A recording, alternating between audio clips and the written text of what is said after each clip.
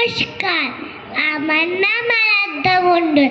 আজকে আমি শোনাবো নীরেন্দ্রনাথ চক্রবর্তী লেখা খোকার ইচ্ছে।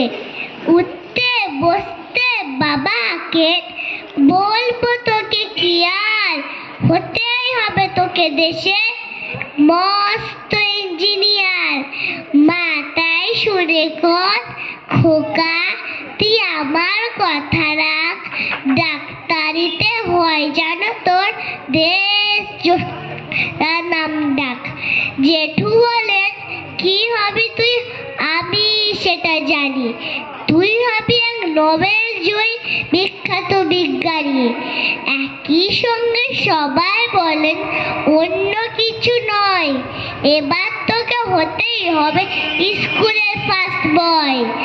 আমার ইচ্ছে ঘুড়ি ওড়াই, লাট্টু ঘোড়াই আর ক্রিকেট খেলি, সাঁতরে করি মস্ত দিঘি পার। কিন্তু সেই সব করতে গেলে সবাই আসেন তেরে, সবাই বলে মন্দে পড়ায় এক্ষুনি সব ছেড়ে। কি আর বলবো, এখন আমার অবস্থাটাই এই, লেখাই পড়াই দিন কেটে যায়, কিচ্ছু খেলা নেই। এক একজনের এক এক ইচ্ছে, সবাই দিচ্ছেন তারা, তার ফলে ভাই আমার নিজের ইচ্ছে গেছে মারা।